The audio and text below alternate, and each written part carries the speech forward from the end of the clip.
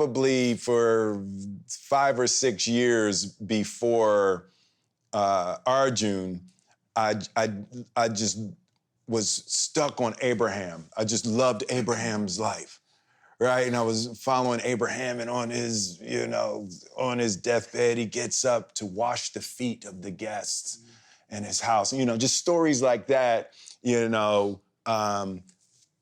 just really stuck with me. So then I started reading about Arjun, and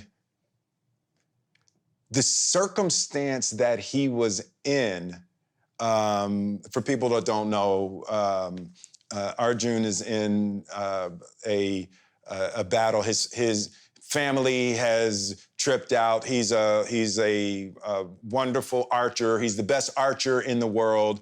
And his family trips out and take the kingdom. And they're like, they snatch his wife and they're trying to disrobe his wife. And he's looking like, yo, what are y'all jokers doing? And he comes home and he's like, and they seize the kingdom, and he can't believe that they have done this. And he's a warrior, and he could get the kingdom back, but these are his uncles and his brothers-in-laws and his teachers and people that he loved and trusted, and they took his kingdom.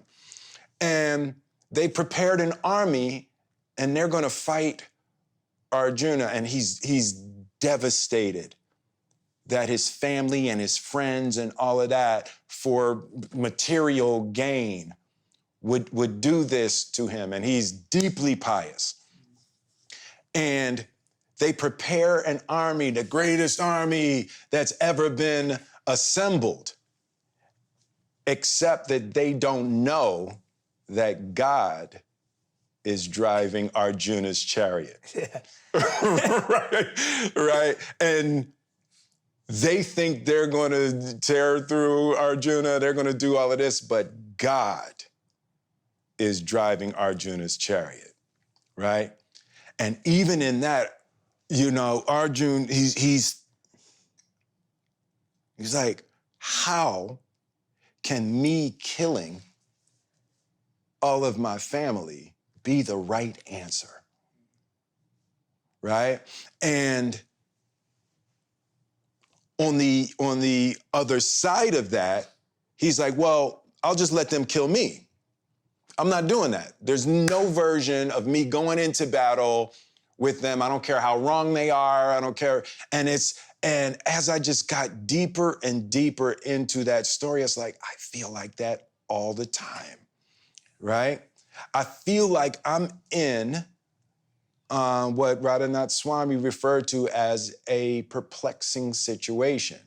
Always. Always, right? That I feel stuck in a perplexing situation with people I love where there's not clean answers, right?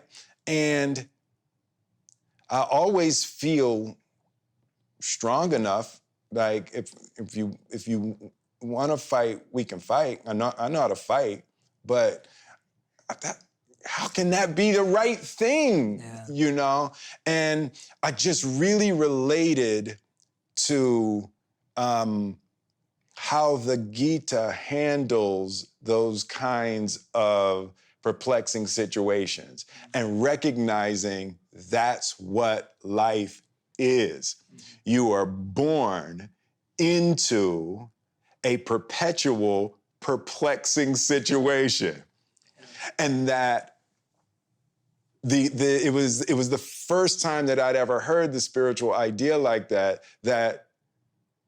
life is a perplexing situation, and you're never gonna get around being stuck in the duality. You have to elevate above the whole thing, And the Christian concept about that I always heard and never understood fully. And my grandmother would say all the time, you gotta let go and let God. Yeah. Right? Yeah. And it was like that. It just the Gita filled in that concept of what it really means. It doesn't mean don't do anything. Yeah. Let go and let God doesn't mean don't do anything. Yeah. It means do your divine duty, whatever that may be. And just for whatever reason, the study of the Gita at this particular point in my life really clarified a lot of ideas of how to move through a world where you almost can't do it right. Yeah. Right? And it's like there's God's playing a practical joke, right? And when you start seeing, that there's a trick in there, and the Gita illuminated that trick for me in a way. I was like, how could I be the biggest movie star in the world, be the best at all of this, and how you not love me? Right? And, how was my family miserable? And it's like, that's the trick. Yeah. That's the practical joke.